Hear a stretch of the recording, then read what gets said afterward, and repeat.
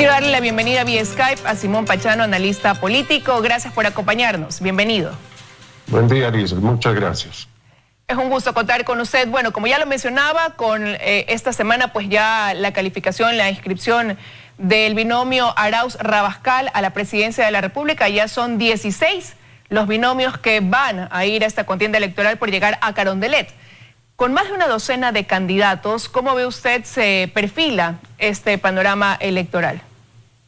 Muy confuso tanto por el número de candidatos como también por el desconocimiento de la ciudadanía respecto a la mayor parte de candidatos, lo que es un resultado de, digamos, la desaparición prácticamente de los partidos políticos y la crisis en general de representación que tiene nuestro sistema político.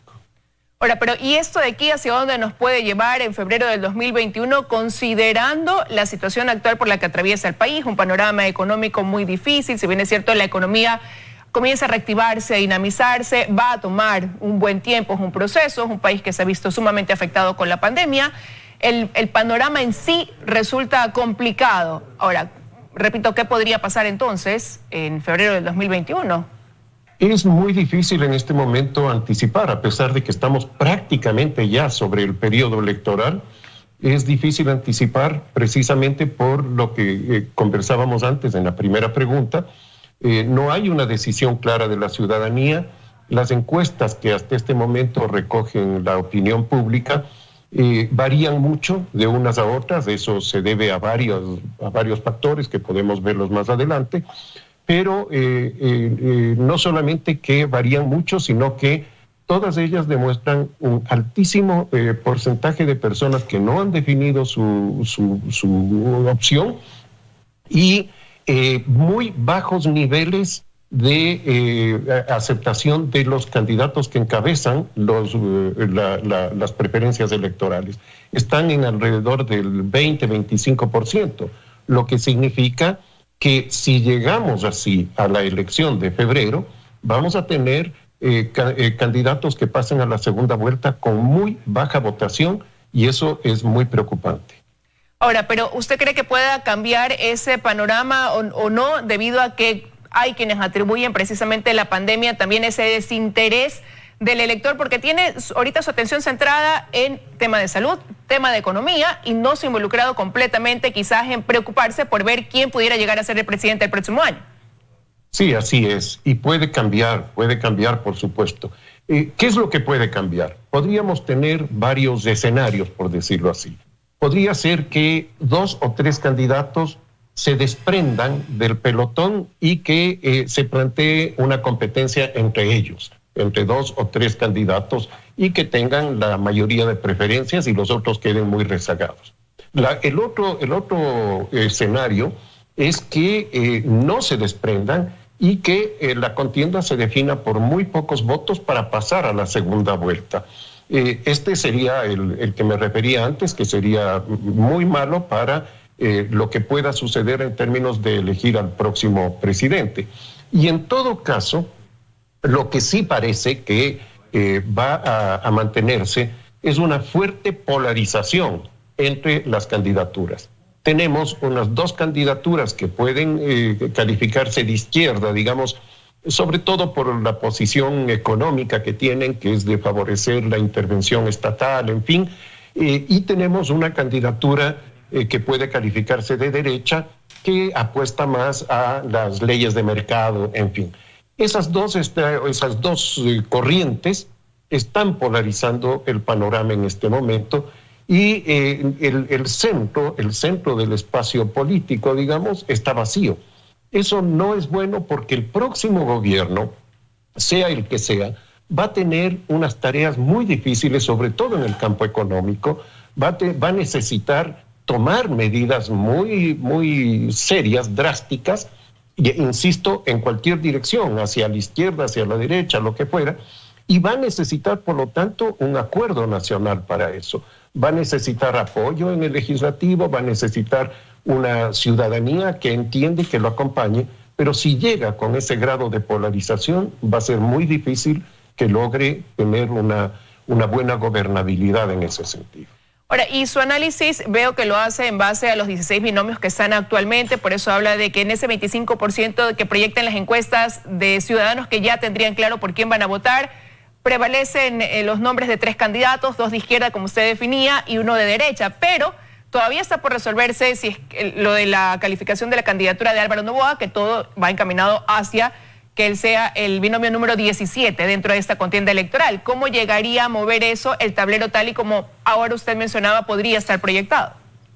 Si nos atenemos a la votación que obtuvo en las últimas elecciones en que participó Álvaro Noboa, diríamos que tiene muy pocas opciones y que lo que puede mover el tablero es muy poco. Si nos atenemos a eso.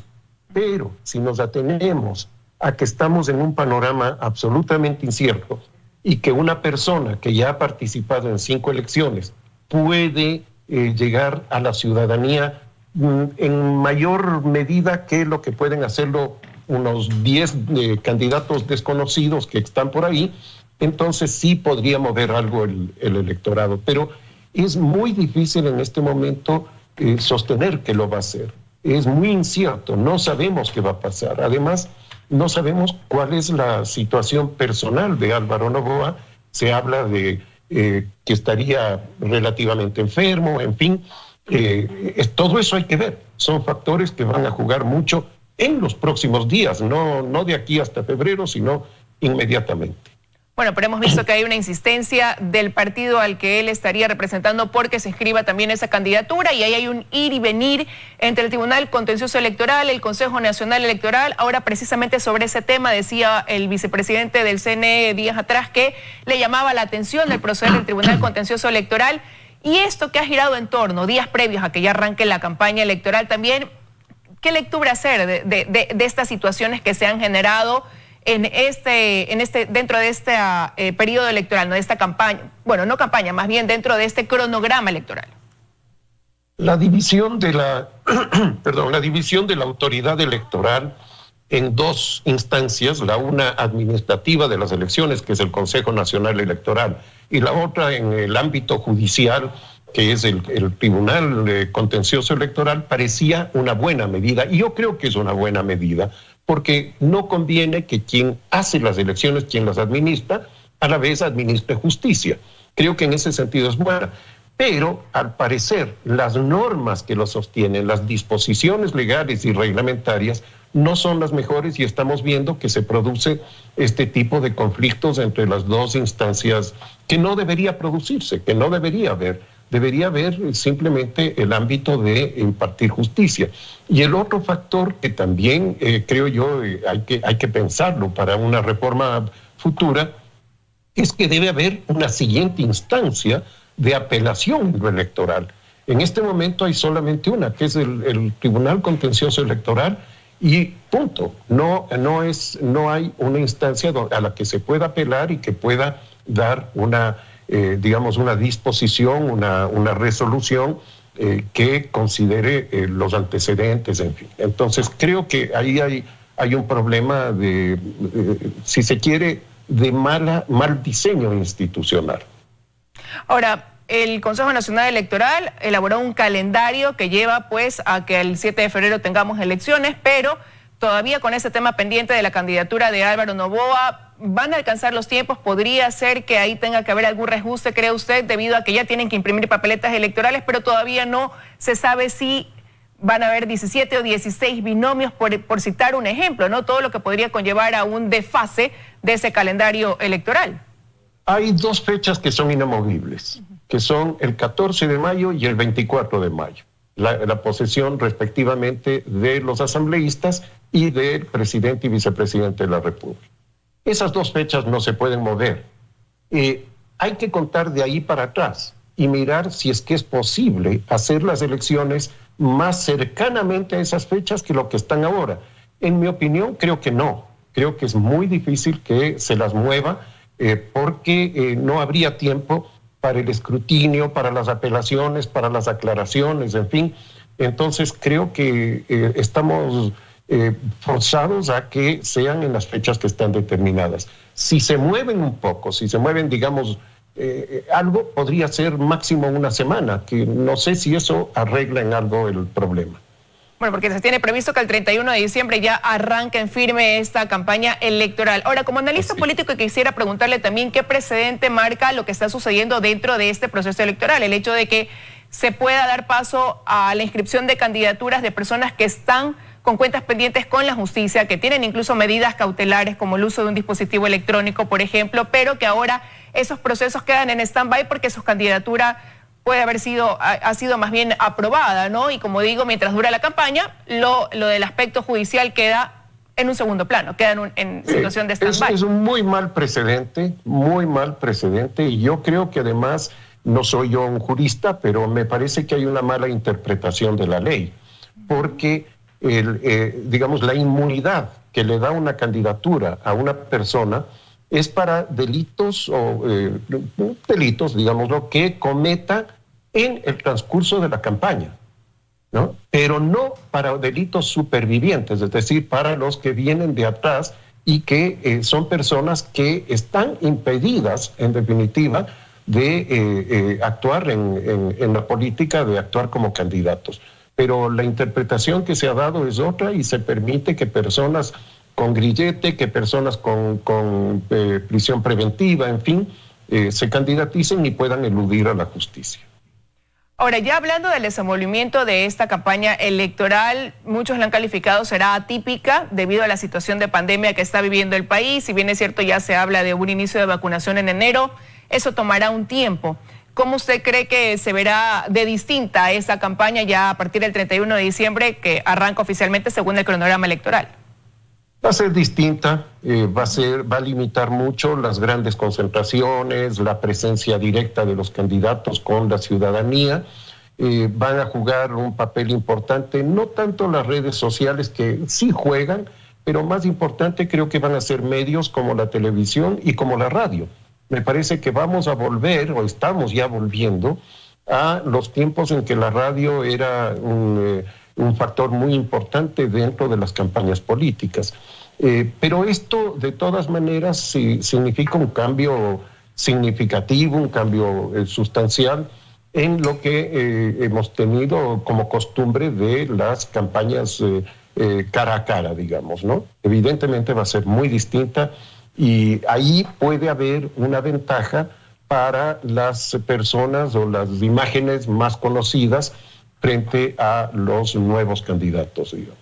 Y eso de ahí aplicaría para el tema también de asambleístas, porque si bien es cierto estamos analizando lo que pasa con estos 16, 17 binomios que intentarán llegar a Carondelet, lo cierto es que esa cantidad de binomios representa la cantidad de listas que también pondrán legisladores dentro de la Asamblea Nacional. Entonces también eso de ahí, ¿a qué va a conllevar?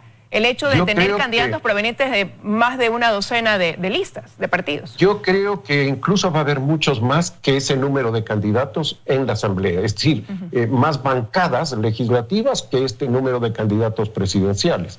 ¿Por qué? Porque consideremos que de los 137 asambleístas que conforman la Asamblea, solamente 15 se eligen en ámbito nacional. Ahí pueden tener una buena representación los partidos o las organizaciones de alcance nacional, digamos, las que vayan con los candidatos que lleguen a la segunda vuelta, para ponerlo en términos generales. Pero el resto de asambleístas vienen del exterior 6 y la mayoría vienen de provincias. Y en provincias va a haber un juego prácticamente provincial exclusivamente para la elección de asambleístas, con excepción de unas 2 o 3 provincias que van a votar de manera relativamente similar a la nacional. En la mayoría va a ser un juego, como decir, de las ligas propias de ahí, de los equipos que juegan en la provincia, y por lo tanto vamos a tener una fragmentación mayor que la que tenemos en este momento. Ahora, pero usted hace unos minutos me decía que el próximo gobierno va a necesitar de llegar a acuerdos y es algo que también se tendrá que ver reflejado en el legislativo. El hecho de tener una asamblea tan fragmentada, ¿cómo va a poder contribuir quizás con el poder llegar a grandes acuerdos que permitan pues viabilizar lo que hoy el país necesita? Vamos a ver agudizada la práctica que ya hemos tenido en esta última asamblea, pero también a lo largo de la historia ecuatoriana, exceptuando los 2.5 periodos de Rafael Correa, que tuvo mayoría en la asamblea, y que es un gobierno minoritario que está obligado a negociar ley por ley con una gran cantidad de bloques parlamentarios. Va a ser muy difícil para ese gobierno pasar una ley o una reforma legal o cualquier iniciativa que tenga. ¿Y qué tan viable va a ser que ese legislativo pueda cambiar o pueda dar paso a una imagen diferente a la que hoy tiene la Asamblea? Un pleno que tiene un 3% de aceptación, de credibilidad, que queda con una deuda pendiente para el país, viendo el panorama como está, quienes ya se perfilan para ir a ocupar un curul en la Asamblea, también esta falta quizás de compromiso del ciudadano ecuatoriano de preocuparse quiénes son los que pueden estar optando por ocupar un curul.